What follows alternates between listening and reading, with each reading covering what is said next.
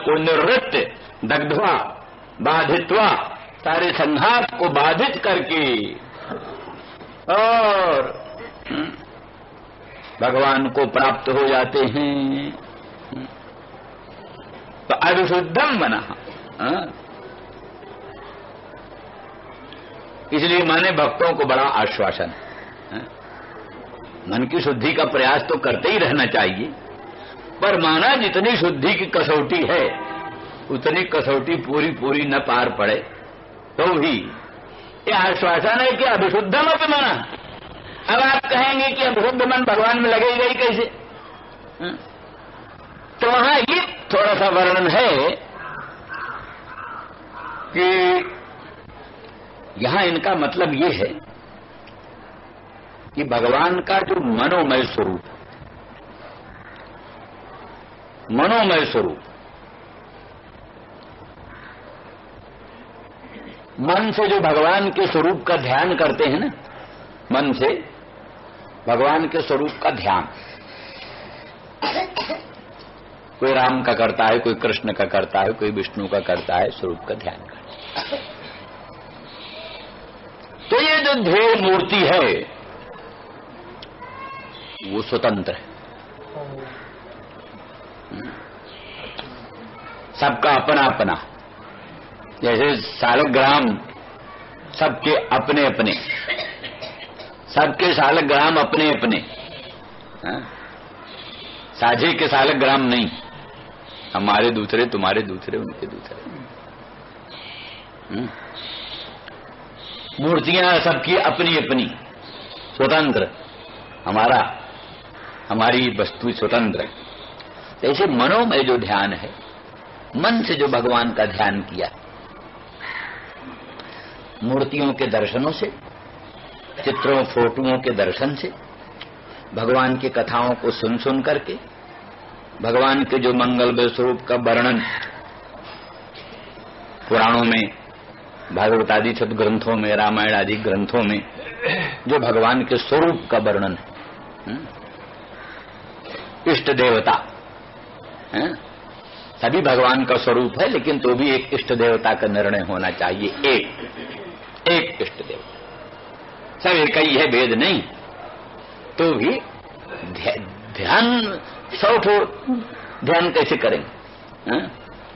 ध्यान तो एक ही, उसी में बुद्धि को जमाना पड़ेगा, सुस्थिर करना पड़ेगा। तो जो सदग्रंथों में भगवत स्वरूप का वर्णन है, उसके सारे सत्पुरुषों के द्वारा जो भगवत स्वरूप का वर्णन है, उसको सुन करके, मूर्तियां जो प्रतिष्ठित प्राचीन, उनका दर्शन करके, प्राचीन मूर्तियों का वहां खड़े होकर बैठकर ध्यान करो, बहुत अच्छा ध्यान हो जाता है जल्दी जल्दी। ऊपर की मूर्ति का स्वरूप चाहे सुंदर ना भी हो, पर उसी में ध्यान करने से बड़ा दिव्य, बड़ा सुंदर रूप मन में आ जाता है। तो इस तरह से अनेक प्रयास से जो सुंदर एक मनोमय कृष्ण का स्वरूप है, उस स्वरूप में ही जो कि अपना अपना स्वतंत्र है। कई संत वैष्णव कहते हैं हमारे राम जी अभी वहां नहीं गए, अभी वहां वो किया है, हमारे राम जी अलग। तो ठीक है, वो सब राम, सबका राम जी ध्येय मूर्ति अपना अपना अलग है। तो वही बेड़ा पार करने, उसी से कल्याण होगा, साझे का राम से कल्याण नहीं होगा। साझे का राम से कल्याण हो जो अपना राम है, अपने राम जी, जिनका हम ध्यान करते हैं, जो हमने ध्येय मूर्ति बनाया है, ध्येय मूर्ति जो बनाया है, अनंत ब्रह्मांड नायक परमात्मा भगवान कृष्ण का, भगवान राम का, जो तेजोमय, प्रकाशमय, मंगलमय, जो हमारी मानसी मूर्ति है। भगवान ही आते हैं उस मानसी मूर्ति में, भगवान ही प्रकट होते हैं। केवल भक्ति के मन की कल्पना ही नहीं है वो, पहले आदि में तो कल्पना ही है, पहले तो कल्पना ही है। जैसे पहले बच्चा लिखने लगता है तो क ख ग घ लिखता है, तो लिपियों को क ख ग घ समझने लगता है। वो जो टेढ़ी मेढ़ी लिपि है, अंग्रेजी की, हिंदी की, उर्दू की लिपियों को क ख ग घ समझने लगता है, लेकिन बाद में समझते समझते जानता है लिपि तो उसका व्यंजक है, बोधक है, संकेत है। वस्तुतः क ख ग वर्ण है, वो वर्ण लिपियों से भिन्न है, इसलिए लिपियां नाना है, वर्ण एक है। लिपियां भिन्न भिन्न है, वर्ण एक है। इस तरह से बाद में समझ जाता है। इस तरह से पहले तो मनोमयी मूर्ति बनाता है, जैसे काष्ठमयी मूर्ति, धातुमयी मूर्ति, पाषाणमयी मूर्ति बनाता है, ऐसे वो पहले मनोमयी मूर्ति बनाता है। इन सब सहारों से मनोमयी मूर्ति बनाता है। मनोमयी मूर्ति का ध्यान करने लगता है तो ध्यान करते करते उसी मनोमयी मूर्ति में भगवान की वास्तविक अनंत ब्रह्मांड का अधिष्ठान भूत स्वप्रकाश ब्रह्म रूप मूर्ति उसी में प्रकट हो, फिर वो साक्षात परब्रह्म रूप ही होता है, फिर उसमें कोई कमी नहीं रहती। इसलिए संपूर्ण अभ्युदय श्रेष्ठ सब कुछ प्राप्त कराने में समर्थ होता है। इसीलिए शास्त्रों में वर्णन किया है, त्वं भावजोग परिभावित रथ सरोजे आस्ते श्रुते क्षित पथो ननुनाथ पुंसाम जज्जधिया तो उर्गाय विभावयंती तत्तद बपु प्रणय से सदनुग्रहाय। भागवत में तो कहते हैं नाथ, आप भावजोग परिभावित रस सरोजे आज से। भाव योग जो भक्ति योग है, अनुराग योग है, अनुराग योग भक्त योग से जो परिभावित परिष्कृत हृदय, जिस भक्त का हृदय भाव योग से भक्त योग से परिष्कृत शुद्ध है, ऐसे भाव योग परिभावित हृत सरोज में आप आज से विराजमान होते। कहते श्रुतेक्षित पथो पूर्वं श्रुता पश्चात ईक्षिता प्रतीक्षिता पंथा जेन सा यस्य सा।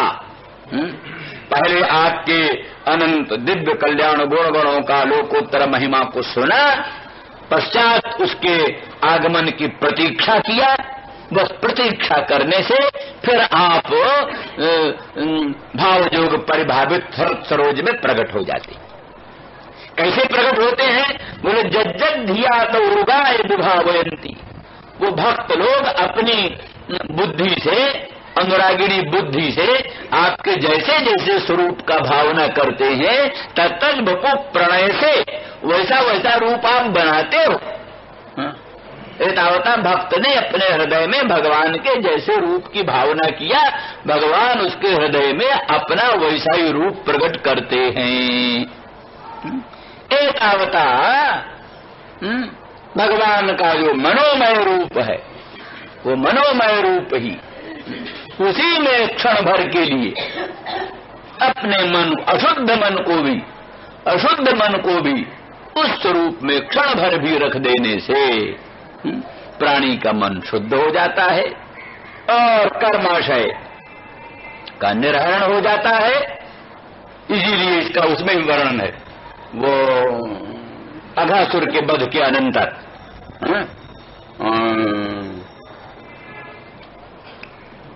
अघासुर की मुक्ति हो गई, उसके अघासुर के स्वरूप से एक तेज निकला, ज्योति निकली, वो भगवान कृष्ण में सन्निविष्ट हो गई। तो कोई परीक्षित ने शंका किया, तो शंका का समाधान करते हुए सुखदेव जी कहते हैं, सकल जगंग प्रतिमांतराहिता मनोमयी भागवती ददौ गतिम सैव नित्यात्म सुखानुभूत्य भिभुदस्त मायोंतर्गतो ही किम पुनः। सकल जगंग प्रतिमांतराहिता, एक बार भगवान के मंगलमय अंग की प्रतिमा, सकल जगंग प्रतिमा, जिस भगवान के मंगलमय अंग की प्रतिमा मूर्ति एक बार भी हृदय में स्थापित कर दिया। सकल जगंग प्रतिमांतराहिता, कैसी प्रतिमा? मनोमयी प्रतिमा। जैसे काष्ठमयी धातुमयी प्रतिमा होती, जैसे मनोमयी प्रतिमा। तो जिस भगवान के मंगलमय अंग की मानसिक प्रतिमा, मानसिक मूर्ति एक बार भी मन में धारण कर लेते, उनको भागवती गति मिल जाती है। वही मनोमयी भगवान के मंगलमय अंग की प्रतिमा भागवती गति का प्रदान कर देती है।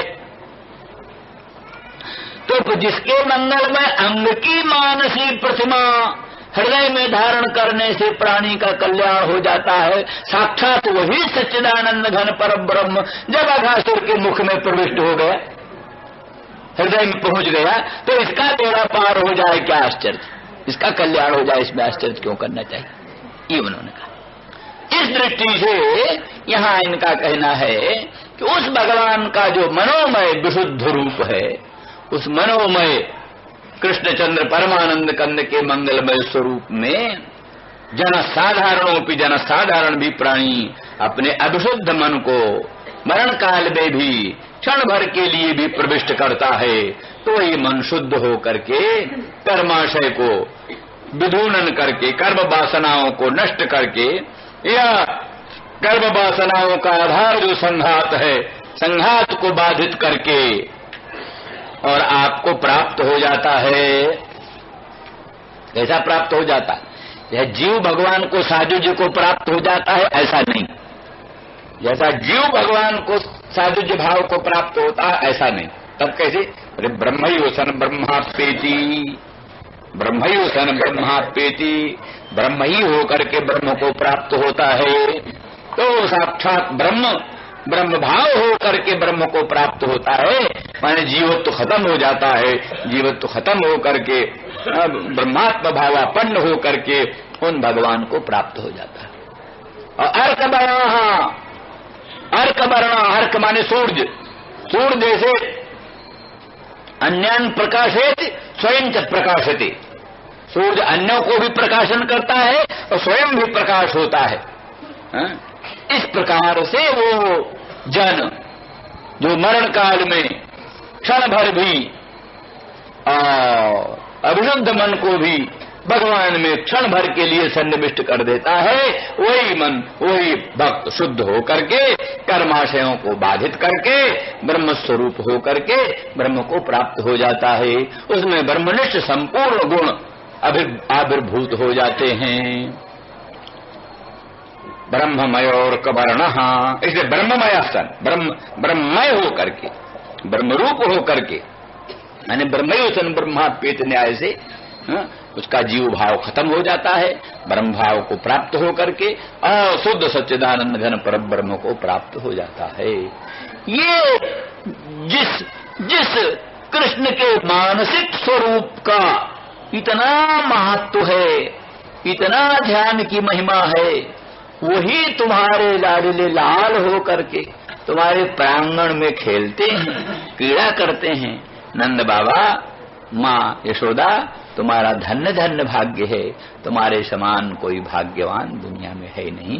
श्री राम जय जय राम।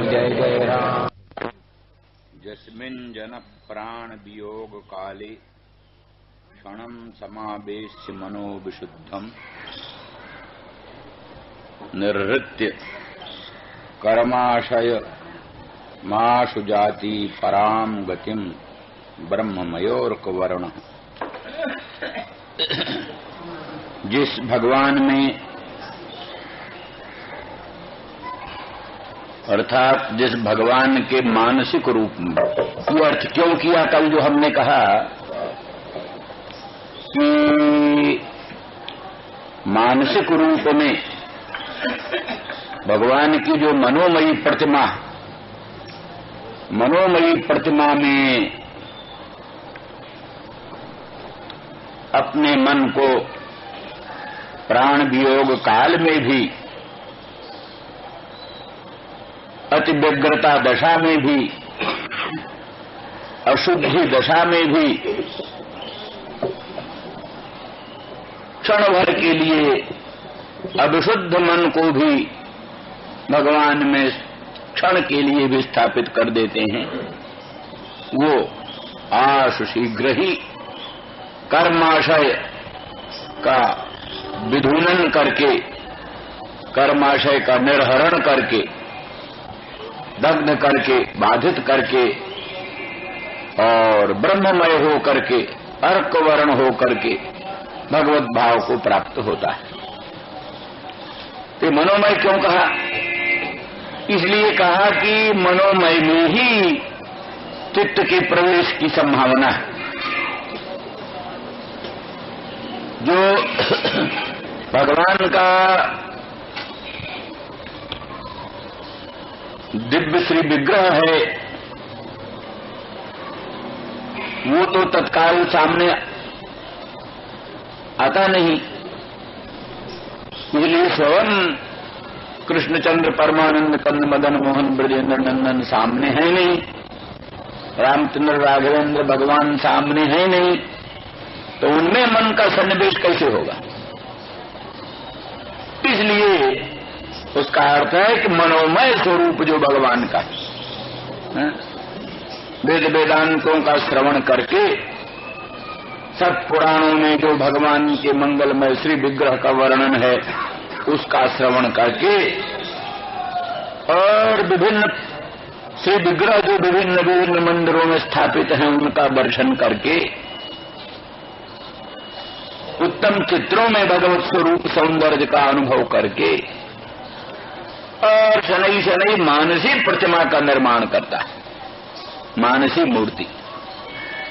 ये सब जो बाह्य दर्शन है उसी मानसिक स्वरूप निर्माण में साधन बनते। जितना अधिक भगवत स्वरूप सौंदर्य का श्रवण करोगे और सौंदर्यपूर्ण दिव्य मंगलमयी मूर्तियों का दर्शन करोगे और भगवान के राजोपचार चतुष्षष्ठी उपचार देवोपचार का दर्शन करोगे, दिव्य भूषण वसन अलंकारों से विभूषित सुसज्जित अलंकृत श्री विग्रहों का दर्शन करोगे, उसके द्वारा शनै शनै अंतःकरण में एक भगवान की मानसी मनोमयी दिव्य प्रतिमा आविर्भूत होगी। तो पहले तो प्रतिमा काल्पनिक ही होगी, लेकिन ध्यान की महिमा से धीरे धीरे अखंड सच्चिदानंद घन भगवान स्वयं उस मानसी प्रतिमा में प्रकट हो करके वास्तविक रूप में प्रकट हो जाते हैं। ये स्थिति है। तो उस मानसी प्रतिमा में क्षण भर के लिए भी जो मन लगा देता है और समय नहीं मरण काल में भी लगा देता है, अशुचि दशा में, क्योंकि उस समय मरण काल है, अशुचिता भी हो जाती, कहीं मूत्र ही निकल पड़ा, कहीं कुछ भी हो गया, कहीं कुछ भी हो गया, अशुचि दशा है। तो उस मरण काल में, व्यग्रता काल में, अशुचि दशा में भी क्षण भर भी और अशुद्ध मन को भी, इसलिए मनोविशुद्धम अविशुद्धम अविशुद्ध मन को भी उन भगवान के स्वरूप में जो क्षण भर के लिए प्रविष्ट कर देता है, तो आशु शीघ्र ही उसका मन विशुद्ध हो जाता है। अशुद्ध मन तत्काल विशुद्ध हो जाता है। ये भगवत स्वरूप की महिमा, भगवत स्वरूप की महिमा। जैसे पारस परस को धातु सुहाई, पारस को स्पर्श करके लोहा भी सोना हो जाता है तत्काल, जैसे भगवत स्वरूप का स्पर्श करके, भगवत स्वरूप का मनसा स्पर्श करके, मन से ध्यान करके तत्काल मन की अशुद्धि दूर हो जाती, मन शुद्ध हो जाता है। और जीवन काल में भी मन के शुद्ध करने का वही मूल कारण है भगवत स्वरूप सौंदर्य का चिंतन, वही मन की शुद्धि का मूल कारण है।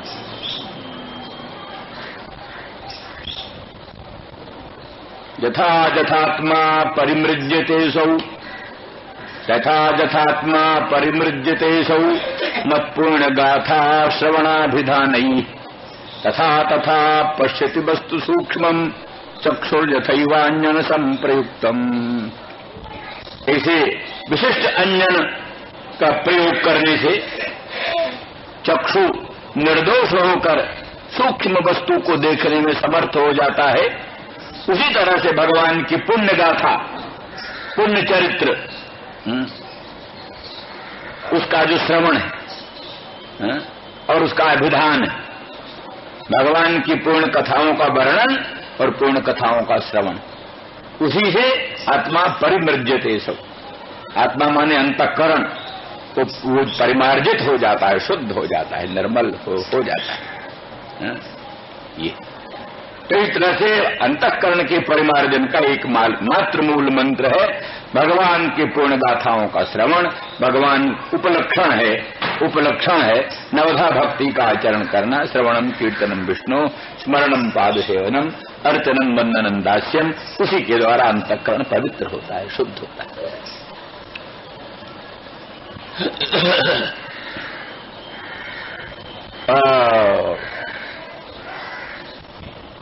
ये भी है भक्तिर विरक्तिर भगवत प्रबोध। भगवान की पूर्ण गाथाओं का श्रवण करने से क्या होता है? भवन्ति वही भागवत राजन भक्तिर विरक्तिर भगवत प्रबोध। जैसे कोई लड्डू खाए, पायस खाए तो तुष्टि पुष्टि क्षुद पायो अनुभासम। प्रत्येक ग्रास पायस का जय ग्रास खाता है, प्रति ग्रास के साथ तुष्टि होती जाती है, पुष्टि हो जाती है, क्षुधा की निवृत्ति होती जाती है। साथ साथ तुष्टि पुष्टि क्षुद निवृत्ति, तुष्टि हो पुष्टि हो क्षुधा की निवृत्ति हो। कैसे? भगवान की गाथाओं का, भगवान के चरित्रों का श्रवण करने से भगवान के मंगलमय चरणारविंद में भक्ति होती है, विषयों से विरक्ति होती है और भगवत स्वरूप का प्रबोध होता है, साक्षात्कार होता है। ये सब बात बनती है। इस दृष्टि से वो प्राणी आशु शीघ्र ही कर्माशय को, कर्माशय माने वासना अथवा कर्माशय माने अंतःकरण, कर्माणि आशेरते यत्र, अथवा कर्माशय माने सारा संघात, कार्यकरण संघात, कार्यकरण संघात को बाधित करके, जैसे बांस के समूह में से वेणु समुदाय से, बांस के समुदाय से अग्नि पैदा होती है और बांस के समुदाय को जलाकर स्वयं प्रशांत हो जाती है। तो ऐसे इसी कार्यकरण संघात से वो ज्ञान, तत्व ज्ञान आविर्भूत होता है और उसको सबको खत्म करके प्रशांत हो जाता है। इस तरह से कर्माशयम निर्वृत्य, कर्माशय का निर्हरण करके और भगवत भाव को प्राप्त हो जाता है। तो जैसे जीव को सायुज्य ब्रह्म में प्राप्त होता है वैसा नहीं, ब्रह्ममय अर्थात ब्रह्मयो सन ब्रह्माप्येति, ब्रह्म होकर ही ब्रह्म भाव को प्राप्त होता है। तो अर्थात जितने आवरण हैं सब आवरण नष्ट हो जाते हैं, स्वाभाविक ब्रह्म भाव का प्रादुर्भाव होता है, इसलिए ब्रह्ममय होता हुआ भी ब्रह्म को प्राप्त होता है। अर्क वर्ण, अर्क सूर्य जैसे स्व प्रकाश है, अन्यान प्रकाश है तो स्वमपि प्रकाश है, अन्य को भी प्रकाशन करता है और अपने आप को भी प्रकाशन करता है सूर्य। उसी प्रकार से अर्क वर्ण हो करके, माने अर्क सूर्य के तुल्य स्वयं प्रकाश हो करके अपने स्वरूप का प्रकाशन करता है, इतरों का भी प्रकाशन करता है। एतावता ये भी है कि भगवत भाव का भगवत गुणों की स्फूर्ति होती है, भगवत गुणों की स्फूर्ति होने लगती है उसमें।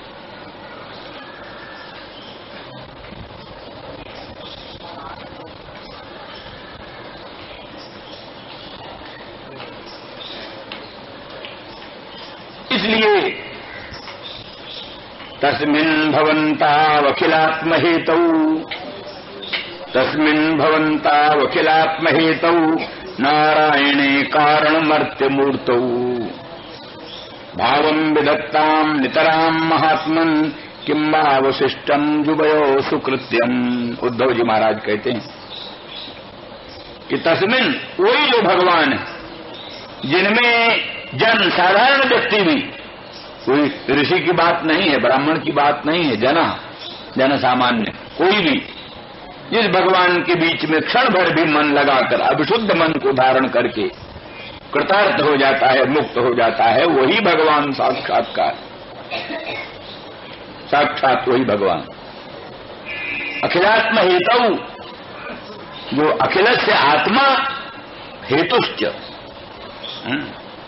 इसलिए अखिलात्म हेतु तस्मै, क्या है तस्मिन अखिलात्म हेतु, अखिल प्राणियों का जो आत्मा है, जो भगवान अखिल प्राणियों का आत्मा है और जो भगवान अखिल प्राणियों का हेतु है, सबका हेतु है, उसी सबका का प्रादुर्भाव। जैसे महासमुद्र से अनंत अनंत तरंगों का प्रादुर्भाव, ऐसे अखंड सच्चिदानंद घन भगवान परब्रह्म श्री कृष्ण से ही अनंत अनंत प्राणियों का, अनंत अनंत जीवों का आविर्भाव। तद्यथा अग्निर्विस्फुलिंगा विचरंती, ऐसे अग्नि से विस्फुलिंग बहुत सी चिंगारियां निकलती हैं, ऐसे ही भगवान से सर्वे लोका सर्वे जीवा सर्वे भावा विचरंती, सभी लोक सभी जीव सभी भाव भगवान से वैसे ही प्रादुर्भूत होते हैं जैसे महान अग्नि से विस्फुलिंग प्रकट होते हैं। इस तरह से जीवों का भी प्रादुर्भाव भगवान से ही है। औपाधिक रूप जो जीवों का है, अंतःकरण विशिष्ट पंचकोश विशिष्ट जो जीव का रूप है वो जो है सो भगवान से उसका आविर्भाव होता है। वैसे तो अखंड सच्चिदानंद घन रूप से भगवान का स्वरूप ही। तो इस प्रकार से तस्मिन अखिलात्म भूतौ, अखिल प्राणियों का जो आत्मा भगवान अखिलांतरात्मा, गोस्वामी तुलसीदास जी कहते हैं सत्यम वदामि च भगवान अखिलांतरात्मा नान्या स्पृहा रघुपते हृदय मदीये। हे रघुपते, हमारे हृदय में कोई भी अन्य स्पृहा नहीं। ये बनावटी बात नहीं है, क्योंकि भगवान अखिला अंतरात्मा, आप अखिल प्राणियों के अंतरात्मा हो, घट घट की बात जानते हो, इसलिए हमारे हृदय की बात भी जानते हो। नान्या स्पृहा रघुपते हृदय मदीये, सत्यम वदामि, सत्य बोलता हूँ, और भगवान अखिल अंतरात्मा, आप अखिल प्राणियों के अंतरात्मा है। तो क्या चाहिए? भक्तिम प्रेत रघुपुंगव निर्भराम में, हे रघुपुंगव निर्भरा भक्ति का प्रदान करो, और कामादि दोष रहितम कुर्मान सज्जो, मेरे मन को कामादि दोष से रहित करो। कोई कह सकता है कामादि दोष है तो अन्य स्पृहा है, अन्य स्पृहा ही तो कामादि दोष है। कामादि क्या? भगवत भिन्न वस्तुओं की स्पृहा ही काम है। तो जब कामादि दोष रहितम कुर्मान संच कह रहे हो, मेरे मानस को कामादि दोष रहित करो, तो कामादि दोष है तब न कामादि दोष रहितम कुर। तो कामादि दोष रहितम कुर्मान संच, प्रार्थना ही कहती है कि कामादि है। कामादि है तो किसी विषय की कामना है, तो फिर नान्या स्पृहा कैसे कहते हो? शंका ही जो तारी, तो ये शंका हो सकती, लेकिन उसका अर्थ ये है वास्तव में कि यो तो उपद्रव रूप से कोई कामना हो, हृदय से कामना नहीं। एक तो ये बात है कि जबरदस्ती हमारे कामना पैदा हो जाती है। कई चीजों को हम चाहते हैं कि हमारा मन इधर उधर न जाए, और कोई उपद्रव सामने आ जाता है, उसमें मन चला जाता है। तो फिर हमारी आंतरिक इच्छा तो नहीं, आंतरिक इच्छा तो उन सब वस्तुओं से बचना चाहते हैं। तो आंतरिक इच्छा हम उन वस्तुओं से बचना चाहते हैं, तो भी उपद्रव रूप में कोई वस्तु आ जाती है, तो वो तो फिर वो क्या है, मम हृदय भवन प्रभु तोरा, तहाँ बसे आई बहु चोरा। हे प्रभु, हमारा हृदय वो तो आपका भवन है, पर वहां बसे आए बहु चोरा। नहीं, वो वहां बहुत चोर आ गए, काम क्रोध लोभादि, और नहीं माने विनय निहोरा। मैं उनसे विनती भी करता हूँ, निहोरा भी करता हूँ, कुछ सुनते नहीं। तो कहते चिंता यह मोही अपारा, अपजस नहीं हो तुम्हारा। हमको तो इस बात की चिंता है कि कहीं तुम्हारा अपजस न हो, मैंने तुम्हारे घर में चोर घुसा है।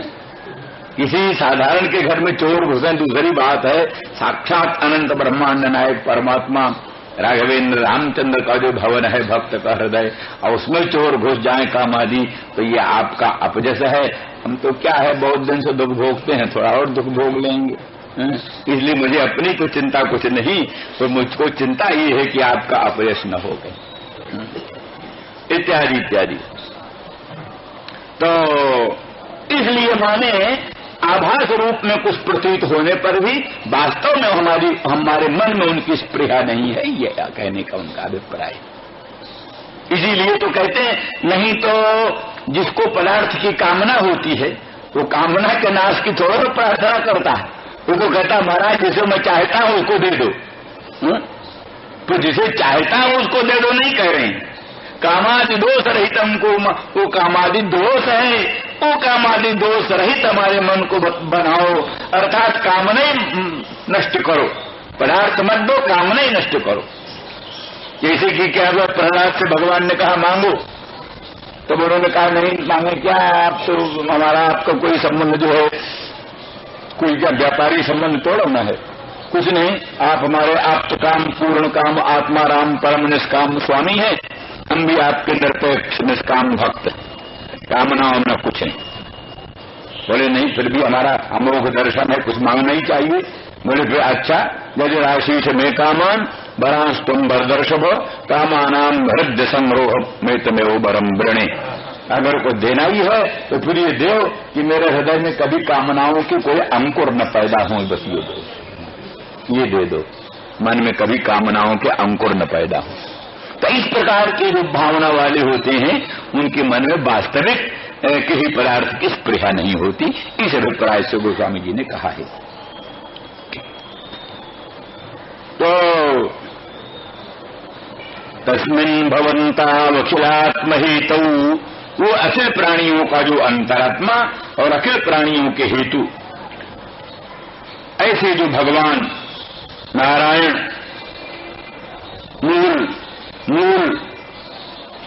मूल परब्रह्म स्वरूप नारायण, वही जैसा कहा नारस्य अयने आश्रय, नार माने जीव समूह और नार माने पुरुषावतार। तो नारायणाम समूह माने अनंत अनंत पुरुषावतार, जिनसे अनंत अनंत अवतार होते हैं। तो अनंत अनंत पुरुषावतार, उन पुरुषावतारों का एकमात्र आश्रय वो नारायण परब्रह्माधिपति से भी उत्कृष्ट ऐसे जो अखिलात्म हेतु नारायण, क्योंकि कारण मर्त्य मूर्त कारणमेव सन, कारणस्यैव सतः मर्त्य मूर्ति जस्य है। तो कारण अनंत ब्रह्मांड के अधिष्ठान, अनंत ब्रह्मांड के कारण, पर उन्होंने ही मर्त्य रूप धारण कर लिया है, मनुष्य रूप धारण कर लिया है। नराकारम भजन्ते निराकार मथा परे भजन संसार संतप्ता निराकारम उपासमहे। तो निराकार ब्रह्म होता है, निराकार ब्रह्म होता है, और निराकार ब्रह्म होता है ना गंगा, नीर है, पानी, पानी के रूप में ब्रह्म प्रकट। तो निराकार ब्रह्म गंगा जल, निराकार ब्रह्म वेदांत वेद्य अखंड सच्चिदानंद घन ब्रह्म, निराकार ब्रह्म रामचंद्र कृष्णचंद्र, निराकार ब्रह्म। तो निराकार जो पर ब्रह्म है, निराकृत पर ब्रह्म, उसमें नारायणी कारणमर्त्य मूर्त भावम विधत्ता, उसमें भी तुम भाव अनुराग करते। मर्त्य मूर्ति नारायण में, निराकार परब्रह्म में जो तुम अपना मन लगाते हो, तुम धन्य धन्य हो। यहां इस सब कहने का मतलब ये है, टीकाकारों ने, वैष्णवों ने इनका सबका अभिप्राय ये बतलाया है कि मर्त्य मूर्ति परम ब्रह्म की ज्यादा महिमा है। बजाय चतुर्भुज मूर्ति, शंख चक्र गदा पद्म धारण किए हुए ऐश्वर्य पूर्ण जो भगवान की मंगलमयी मूर्ति है, श्रीमन नारायण की मूर्ति, शेषशाही भगवान की मूर्ति, या जो जिनमें ऐश्वर्य की अभिव्यंजना होती, अनंत ब्रह्मांड नायकता, सर्वेश्वरता, सर्वशक्तिमत्ता, अनंत कल्याण गुणगणाश्रयता जिसमें भासमान होती है, उस मूर्ति की अपेक्षा ये मूर्ति, मर्त्य मूर्ति जो है, माने क्या है ना, द्विभुज ब्रह्म, दो भुजा वाले ब्रह्म। मथुरा में भगवान कभी 4 भुज रूप में प्रकट होते थे, चतुर्भुज रूप में। द्वारका में तो चतुर्भुज रहते ही थे ज्यादा, मथुरा में भी चतुर्भुज रहते थे, क्योंकि वहां पर कोई आश्चर्य नहीं होता था। वसुदेव जी को चतुर्भुज मूर्ति का ही दर्शन हुआ था जन्म काल में ही। लेकिन नन्द के गोकुल में भगवान सर्वथा जो द्विभुज मूर्ति रहे, दो ही भुज मूर्ति, नंदन द्विभुज मूर्ति, 2 भुजा की मूर्ति। मुरली बावन परायण, गोवर्धनोद्धरण परायण, रास लीला परायण, ये भगवान का माधुर्यपूर्ण रूप।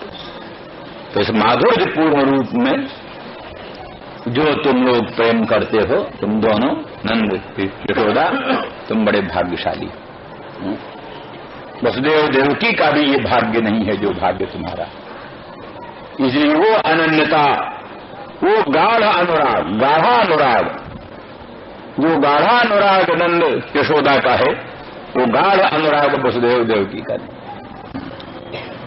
प्रेम वसुदेव देवकी का भी है, पर वो जानते हैं ये तो नारायण है, पर ब्रह्म, और ये पुत्र रूप में हमारे घर में प्रकट हुए हैं, ये तो आराध्य देव है। प्यार करने की हिम्मत नहीं पड़ती। चतुर्भुज भगवान, शंख चक्र गदा पद्मधारी भगवान वासुदेव श्री कृष्ण को आलिंगन करने का हिम्मत नहीं पड़ती, लालन करने का, प्यार करने की हिम्मत ही नहीं पड़ती। भगवान था, भगवान है भैया, दूर रहो जरा। किंतु नंद बाबा के लाडले लाल, यशोदा रानी के तो कुंवर कन्हैया, उनमें उनको कोई संकोच नहीं होता। प्यार करने में संकोच नहीं, आलिंगन करने में संकोच नहीं, चुम्बन करने में संकोच नहीं। वो तो सीधा मानते हमारा लाडीला लाल है। ईश्वर ईश्वर कोई होगा, कहीं होगा हमारे तो ये जो प्रेम है, ये रागानुग प्रेम, रागानुगा प्रीति, रागानुगा प्रीति। तो रागानुगा प्रीति की महिमा बहुत ऊंची। वैधि प्रीति, मर्यादामयी प्रीति की अपेक्षा ये रागानुगा प्रीति, पुष्टि प्रीति, पुष्टि मार्गीय प्रीति बड़ी उत्कृष्ट कोटि की प्रीति।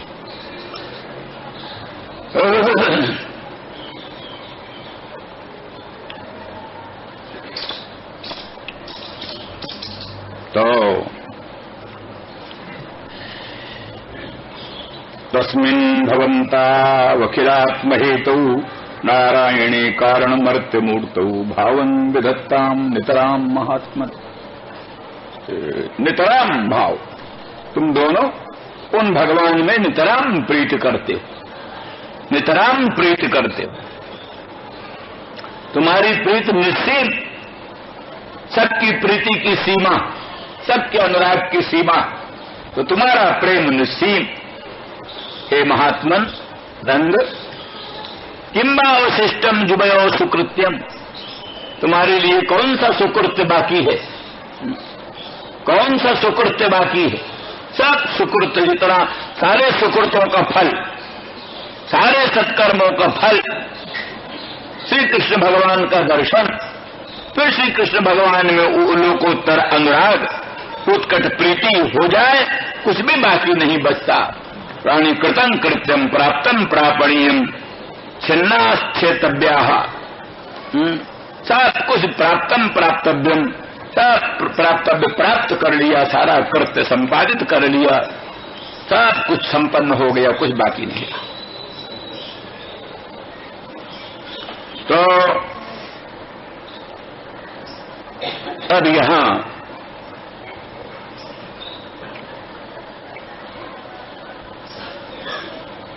उद्धव जी सोचते क्या करें, इनसे क्या बात करें।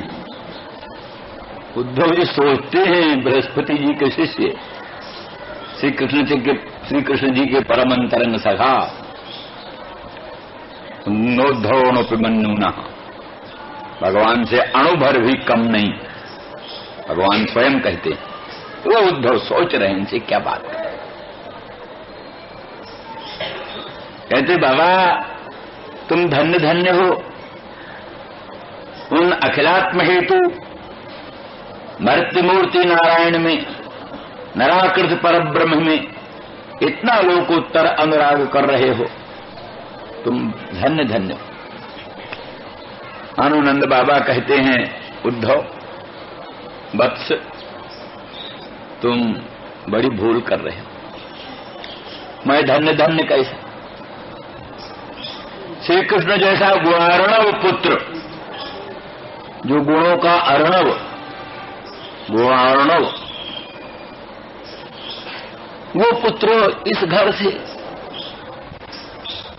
कहीं बाहर चला गया, हम जीवित हैं, धन्य धन्य क्या। इसलिए तादृक गुणार्णव,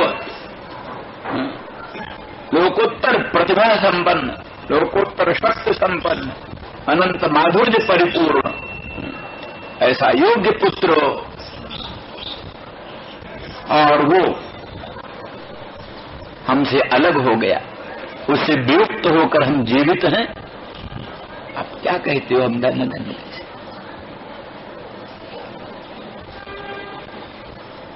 तो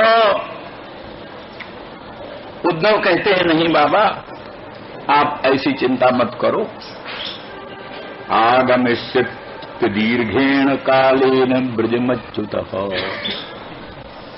आगमिष्यति दीर्घेण कालेन ब्रजमच्युतः। अच्युत भगवान बहुत जल्दी आएंगे, वो तुमको छोड़कर गए नहीं।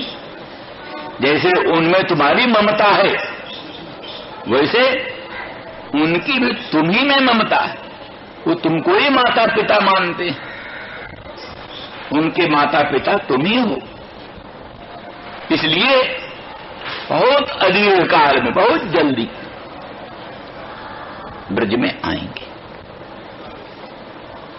बोले कई दिन हो गए भैया, कैसे विश्वास करेंगे आएंगे। बोले अच्युतः, अच्युत जो सत्य वचन उन्होंने कहा है उससे कभी च्युत नहीं होंगे। उन्होंने कहा है शीघ्र ही हम आएंगे। कंस को मार करके आपके पास आए थे और उन्होंने कहा कि आप ब्रज में चलो, हम थोड़ा ज्ञातियों का कुछ काम करके शीघ्र में आऊंगा, ये कहा। तो उधर भी आप लोगों ने सुनाई है, उपनंद सन्नंद आदि कहते हैं दुस्त्यजश्चानुरागोऽस्मिन्, दुस्त्यजश्चानुरागोऽस्मिन्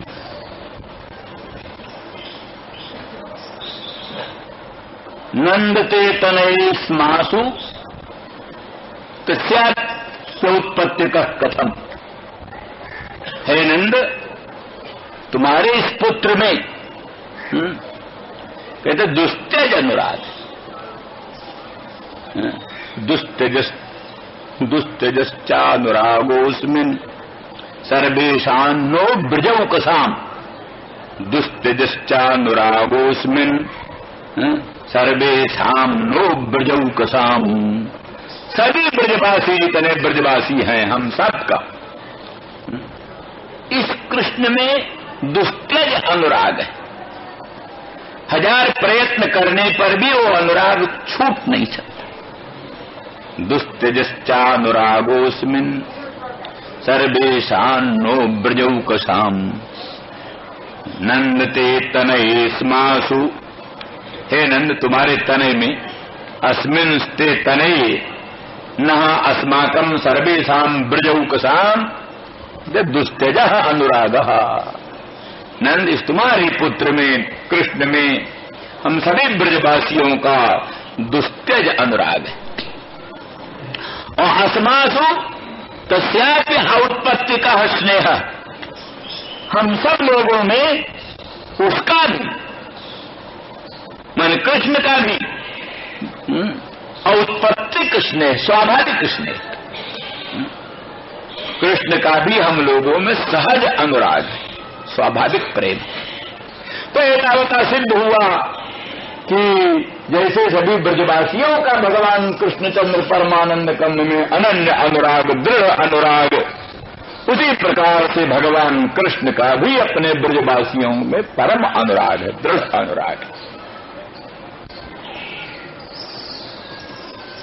ये भगवान प्रेममय है, प्रेम रूप है, प्रेम के आधार है, प्रेम के विषय है, प्रेम के आश्रय, प्रेम स्वरूप है, प्रेममय है, प्रेम के आधार है, प्रेम के विषय है, प्रेम के आश्रय। इसलिए वो स्वयं सब ब्रजवासियों में बड़ा प्रेम करते हैं। इसे आगमिष्य दीर्घेण कालेन ब्रजमच्युत, अच्युत भगवान अपनी वाणी को सत्य करेंगे, अवश्य ही अदीर्घ काल में जल्दी ही आएंगे।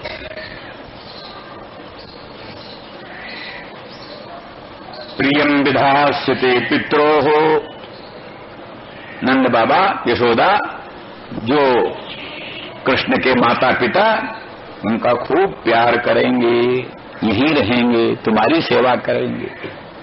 प्रियम विधास्यते पित्रोर भगवान सात्वताम पति, तो भगवान है सात्वतों के भक्तों के पति हैं, स्वामी हैं। सात निर्विकारम परम ब्रह्म ध्येयत्वेन अस्ति अस्य इति सत्वान,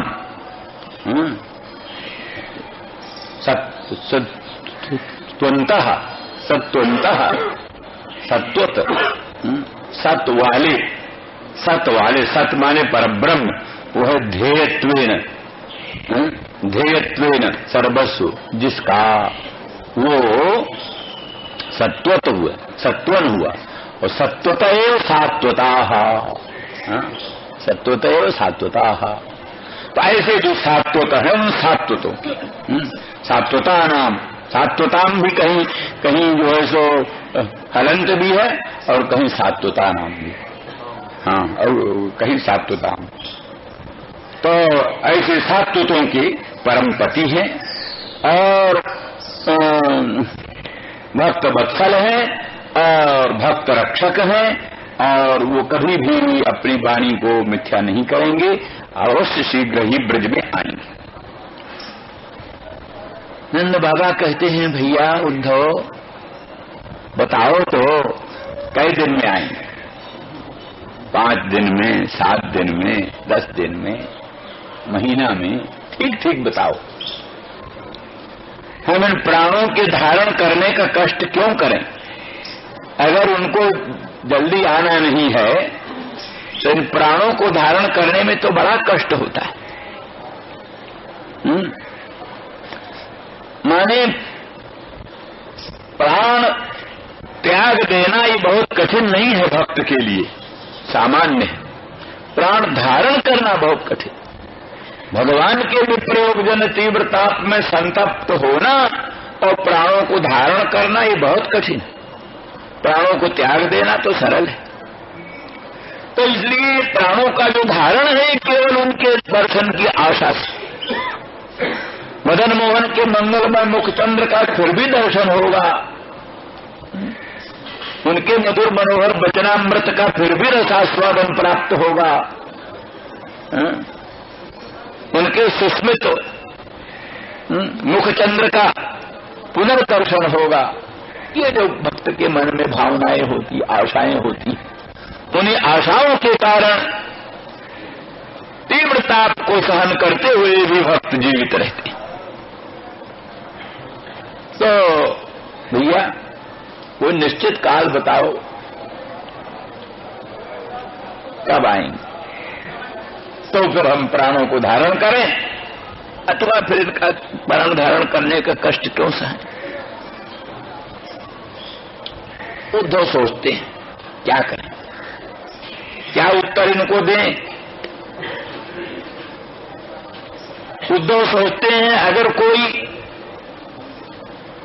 प्राकृत पुत्र वियुक्त प्राणी होता, प्राकृत पुत्र वियुक्त प्राणी होता तो उससे कहते, अरे भाई तुम मोह समुद्र में क्यों पड़े हो, मोह समुद्र में क्यों पड़े हो? ये पिता पुत्र भ्राता आदि सब माया है, इस माया जाल से, मोह जाल से मन को निकालो, साक्षात सच्चिदानंद घन परम ब्रह्म प्रभु में मन को लगाओ। साधारण व्यक्ति होता, कोई पुत्र भी होगा संतप्त, तब उसको ये कहकर उपदेश दे देते,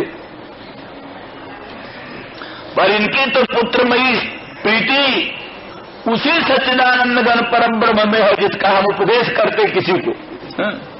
माया मोह जाल से मुक्त हो, संसार का पिता पुत्र कुछ नहीं, सर्वांतरात्मा सर्वशक्तिमान भगवान में मन लगाओ, ये जिसको उपदेश करेंगे तो वही तो इनका पुत्र है, वही अनंत ब्रह्मांड नायक परमात्मा सच्चिदानंद गण पर ब्रह्म का पुत्रीभूत है, उन्हीं में इनका सुदृढ़ स्नेह है, इसलिए इनको क्या बतला को उपदेश करे।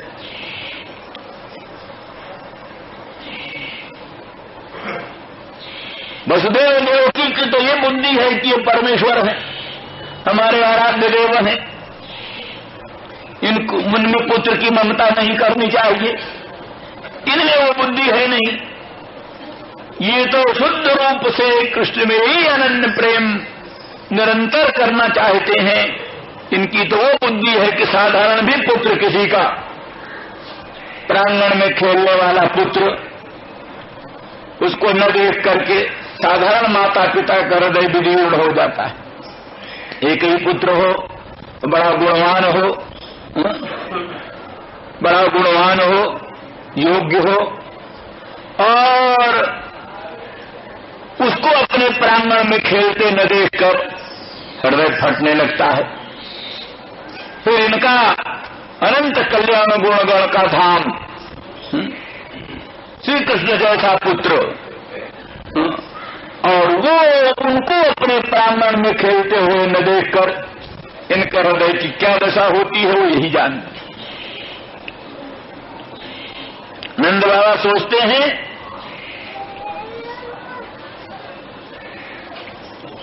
कि देखो हम कितने हतभाग्य हैं, हमारा कितना दौर्भाग्य है, हमारा पुत्र कृष्ण, हमारा कृष्ण पुत्र सत्यवादी, सत्यनिष्ठ है, झूठ कभी नहीं बोलता। उन्होंने कहा पिताजी आप चलो मैं शीघ्र ही आऊंगा, और वो जरूर आते, परम सत्यवादी और परम पितृभक्त, वो अवश्य आते, तो मेरा दौर्भाग्य ही प्रतिबंधक है उनके आने, मेरा जो दुर्भाग्य है वही प्रतिबंधक है। हा? भगवान में दोष नहीं चिंतन करते, अपने ही में दोष चिंतन करते। भक्त का यही लक्षण होता है, भगवान में दोष नहीं चिंतन, अपना ही दोष की चिंतन, अपने ही दोष का अनुसंधान करते।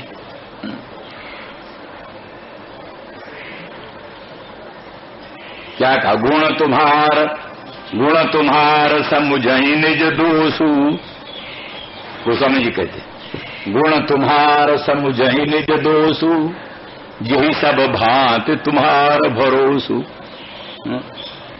ऐसे लोगों के हृदय में आप निवास करो जो सदा सर्वदा आपका गुण ही देखते और दोष सब अपना देखते हैं। गुण तुम्हार समुझई निज दोषु, यही सब भांति तुम्हार भरोसु, सब भांत से इसको भगवान का भरोसा।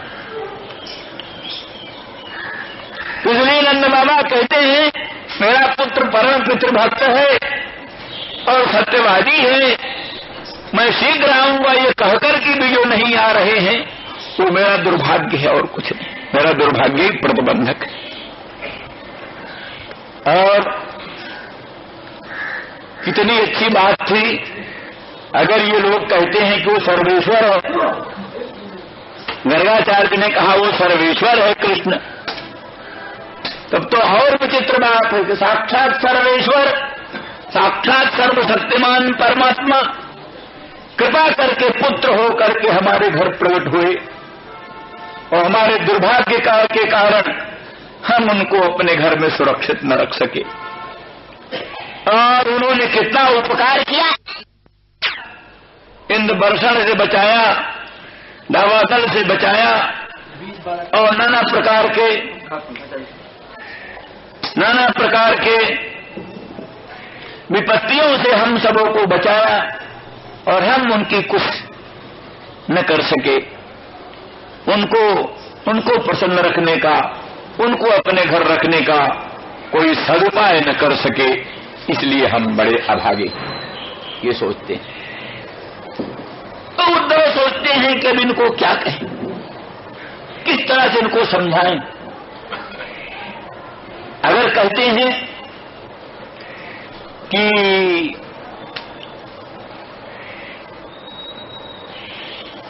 कृष्ण 5, 7, 10 दिन में आएंगे,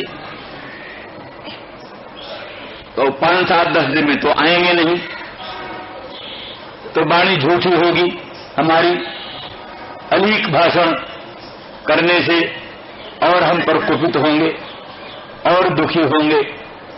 इसलिए भी कहना ठीक नहीं कि 5 दिन में 10 दिन में आएंगे।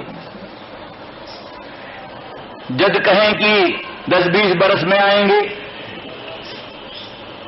तो उतना विप्रयोग जन तीव्रता को सहन करने को प्रस्तुत नहीं होंगे, शीघ्र प्राण त्याग कर देंगे। कहें क्या इनसे, समझाएं क्या? अगर ये करें कल जाएं और श्याम सुंदर कृष्ण को लाएं, यही करें, कल ही लाके मिला दें, अगर ऐसा करें तो कंस की पत्नी द्वय ने, कंस की दोनों पत्नियों ने जरासंध से साजबाज करके और यदुवंशियों के प्रति कुपित करके हमला कराने वाली, जरासंध का हमला होने ही वाला। तो जरासंध का हमला होगा तो सारे यदुवंशी मारे जाएंगे, वसुदेव देवकी का भी जीवन खतरे में पड़ेगा, इसलिए वो भी करना कठिन है। यदि कहें कि उस समय फिर कृष्ण को वहां ले जाएंगे तो फिर ये कृष्ण के विप्रयोग जन ताप से फिर ये तप्त होकर मर जाएंगे। बड़े मुश्किल से तो श्री कृष्ण मिले और श्री कृष्ण के फिर वियोग से इनका धैर्य का बांध टूट जाएगा, फिर मर जाएंगे। इसलिए करें क्या, क्या सोचें, क्या इनके लिए उपदेश करें, ये उद्धव जी सोच रहे।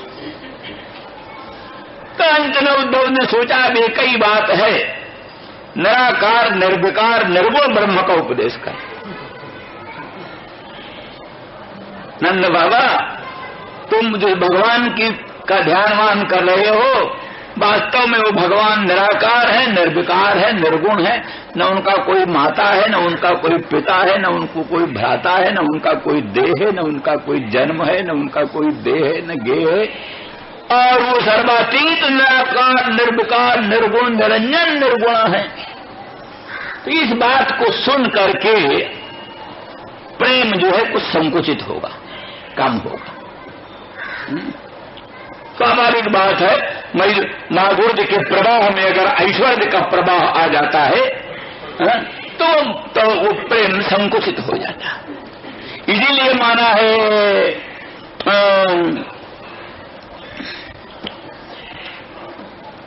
एक उन्होंने सनातन गोस्वामी का भागवतामृत नाम का ग्रंथ, भागवतामृत ग्रंथ, तो उन्होंने एक गोप की कथा बनाई है। एक गोप, तो वो गोप जो है, गोप कुमार, वो किसकी उपासना करें ये समझने के लिए भिन्न भिन्न भक्तों से मिलता है। तो वैकुंठनाथ भगवान के भक्तों से मिलता है, वैकुंठनाथ भगवान का दर्शन करता है, और वैकुंठनाथ के जो भक्त हैं उनसे मिलता है और कहता है तुम तो बड़े बड़े धन्य धन्य हो, क्या कहना है, तुम भगवान वैकुंठनाथ के सन्निधान में रहते हो, पार्श्व में रहते हो, तुम्हारा जैसा सुकृति कोई है नहीं, जन्म जन्मांतरों का कल्प कल्पांतरों का पुण्य पुंज तुम्हारा एकत्रित हुआ है, तुम वैकुंठनाथ भगवान के सन्निधान में आए। तो वैकुंठनाथ के परिकर, वैकुंठनाथ के भक्त, लक्ष्मी ये सब कहती हैं, अरे गोप कुमार तुम क्या कहते हो, हम तो सदा सर्वदा डरते रहते हैं, भगवान सर्वेश्वर हैं, भगवान सर्वशक्तिमान हैं, भगवान परमात्मा हैं, कहीं कोई अपराध न बन जाए, कहीं कोई गड़बड़ी न हो जाए, कहीं कहीं हाँ, हम तो जरा सा भी एकदम वो स्वाभाविक प्रेम निर्भयता तो कुछ नहीं होती, और उनसे डरते रहते हैं, और ऐश्वर्य का प्रभाव है कि वो सब उसमें प्रेम संकुचित। इसी तरह से फिर वो सब जगह सब देव सबके पास जाता है, द्वारकानाथ के पास जाता है, रामचंद्र राघवेंद्र के पास जाता है, भिन्न भिन्न भक्तों के पास जाता है, उनकी सबकी बड़ी महिमा जानता है, बड़ा लोकोत्तर गुण गण, लोकोत्तर चरित्र, लोकोत्तर महत्व देखता है। लेकिन उनसे पूछता है तो उनको ही वो सब यही उत्तर देते हैं, इनका तो वो जो अनंत प्रभाव है, जैसे कोई समझ लीजिए कि कोई नया आदमी को जो है सो राष्ट्रपति से मिलना, भला राष्ट्रपति तो आजकल देसी हो गया, कुछ ठिकाना नहीं, मैंने पुराने जमाने का वायसराय, पुराने जमाने का वायसराय, उसके पास कोई जाता था। अरे एक बड़े अच्छे तालुकेदार थे, उनको देखा ही क्या न कलेक्टर उनके यहाँ आए थे, कलेक्टर तो कलेक्टर के स्वागत का एक अभिनंदन पत्र पढ़ रहे थे। वो एक पंडित जी थे, उन्होंने श्लोक बनाया था, वो जो है तालुकदार साहब पढ़ रहे थे, तो खड़े खड़े उनका हाथ कांपे, पांव कांपे, और वो अभिनंदन पत्र भी कांपे, सब कांपे। माने ऐश्वर्य का प्रभाव बने, जो कलेक्टर साहब के सामने सीधी सीधी बात नहीं निकलती है? बहुत से लोग जो है सो अदालतों में जाते हैं, वाणी नहीं निकलती गवाही देने में या और कोई बातचीत करने में। तो ऐश्वर्य का प्रभाव बड़ा विचित्र होता है। तो जहाँ छोटी छोटी की बात, कहाँ जो अनंत कोटि ब्रह्मांडाधिपति है, अनंत अनंत ब्रह्म रुद्र इंद्रादि देवाधिदेव जिनके सामने हाथ जोड़े खड़े हैं, अनंत ब्रह्मांड की उत्पादनी अनंत अनंत शक्तियां जिनके सामने स्तुति करती हुई हैं, तो ऐसी परिस्थिति में उन भगवान को देख करके सबको डर लगता है। डर लगता है, तो जहाँ डर है वहां स्वाभाविक प्रेम का, स्वाभाविक प्रेम कहा, जहाँ डर है, जहाँ संकोच है, वहां स्वाभाविक प्रेम कहा। तो ये सब देखते देखते तो ये सब इनका प्रेम जो है वो उस कोटि का।